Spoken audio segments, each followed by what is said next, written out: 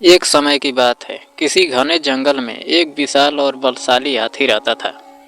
उसका नाम गणेश था। वह जंगल का राजा था और सभी जानवर उसकी इज्जत करते थे। उसकी शारीरिक ताकत और बुद्धिमानी के कारण उसे जंगल का एक आदर्श माना जाता था। वह सदैव दयालु और मददगार था और सभी जीवों की रक्षा करने के लिए हमेशा तत्पर रहता था। उसकी परवरिश एक अच्छे वातावरण में हुई थी, जहां उसे कभी किसी प्रकार की हिंसा या दुर्व्यवहार का सामना नहीं करना पड़ता था। गणेश के जीवन का हर पहलू शानदार था, लेकिन वह भी एक दिन मौत के हाथों से बच नहीं सका। एक दिन जब वह जंगल में घूम रहा था, अचानक उसकी तबीयत बिगड़ गई। उसे गंभीर बुखार हो गया और जल्द ही उसकी हालत इतनी खराब हो गई कि वह बिना किसी चेतावनी के मृत्यु को प्राप्त हो गया। उसकी मृत्यु से पूरा जंगल शोक में डूब गया, क्योंकि वह केवल एक हाथी नहीं बल्कि जंगल का एक महत्वपूर्ण हिस्सा था। गणेश की आत्मा अब यमलोक की ओर अग्रसर हो रही थी। उसकी आत्मा के साथ यमराज का यमदूत आ गया था और दोनों के बीच एक अद्भुत संवाद शुरू हुआ। यमराज ने गणेश से कहा, तुम्हारे कर्मों का लेखा जोखा मुझे प्राप्त हुआ है, लेकिन मैं तुम्हारी पूरी कहानी जानने का इच्छुक हूँ। तुम इतने दयालु, समझदार और बहादुर थे, तो तुम्हारे जीवन की ये महान विशेषताएं निश्चित रूप से किसी उद्देश्य के लिए थी। गणेश ने यमराज की बातों का सम्मान किया और जवाब दिया, महान यमराज, मेरा जीवन इतना सरल था कि मुझे कभी इस बारे में सोचना नहीं पड़ा। मेरी कड़ी मेहनत, मेरी अच्छाई और मेरी मदद की भावना स्वाभाविक रूप से मेरे भीतर समाई हुई थी। मैं हमेशा इस विश्वास के साथ जीता था कि अगर हम दूसरों की मदद करते हैं तो जीवन अधिक सुखमय होता है। यमराज ने गणेश की बातों को सुना और उसकी आत्मा के कर्मों का मूल्यांकन शुरू किया। पहले उसने गणेश के अच्छे कार्यों का हिसाब लिया।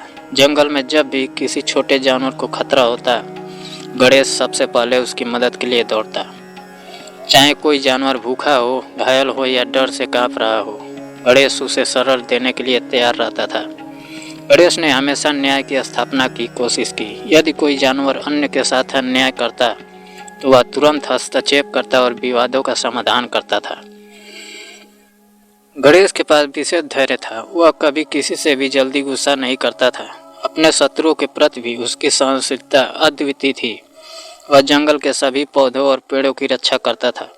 उसकी मेहनत और समर्पण से जंगल का पर्यावरण संतुलित और हरियाली से भरा रहता था। यमराज गणेश के अच्छे कार्यों को देख और सुनकर प्रभावित हुआ, लेकिन उसके जीवन में कुछ खामियां भी थी। यमराज ने ध्यान दिया कि गणेश का कभी कभी अपने गुस्से पर नियंत्रण नहीं रहता था, विशेषकर जब उसे कोई चुनौती देता या उसकी ईमानदारी पर सवाल उठाता। वह समझदार हाथी था, लेकिन कभी कभी उसका गुस्सा उसके ऊपर हावी हो जाता था। कुछ अवसरों पर बिना सोचे समझे प्रतिक्रिया करता था, जो कि जंगल के अन्य जानवरों के लिए चिंता का कारण बन जाता था और करीबियों पर संदेह करने लगता था। एक समय उसकी दोस्ती के बीच एक गलतफहमी उत्पन्न हुई थी, जिसके कारण कुछ समय के लिए उसकी और उसके दोस्तों के बीच दूरी आ गई थी। हालांकि बाद में वह अपनी भूल समझ गया था, परंतु उस समय की अप्रिय घटना ने कुछ रिश्तों को अस्थायी नुकसान पहुंचाया था। यमराज ने गणेश की आत्मा से कहा, तुम्हारे अच्छे कार्य तो बहुत है, लेकिन तुम्हारे कुछ बुरे कार्य भी रहे हैं। जीवन में कोई भी नहीं होता तो पूरी तरह से सही हो, और ना ही कोई ऐसा होता है जो पूरी तरह से गलत हो। यही जीवन का संतुलन है। गणेश ने यमराज की बातें सुनी और कहा, मैं जानता हूँ कि मैं पूर्ण नहीं था, लेकिन मेरे अच्छे कार्यों के लिए मुझे शायद एक अवसर मिल सकता है। मैं वादा करता हूँ कि अगली बार जब मैं जन्म लूँगा तो मैं अपने बुरे कार्यों से सीखते हुए और बेहतर बनूंगा। यमराज ने मुस्कुराते हुए कहा, तुम्हारी बातों से यह स्पष्ट है कि तुम अपने जीवन से बहुत कुछ सीखा है। तुम्हारी आत्मा को शांति मिलेगी, लेकिन तुम्हें फिर से एक अवसर मिलेगा। तुम अगले जन्म में एक और जीवन जीने के योग्य हो। गणेश की आत्मा को यमराज ने विशेष आशीर्वाद दिया और उसे पुनः जीवन का एक नया अवसर प्रदान किया। वह अगले जन्म में एक और हाथी के रूप में पैदा हुआ, लेकिन इस बार वह पहले से कहीं अधिक समझदार और सजग था। उसने अपने जीवन में जो गलतियां की थी, उनसे बहुत कुछ सीखा था।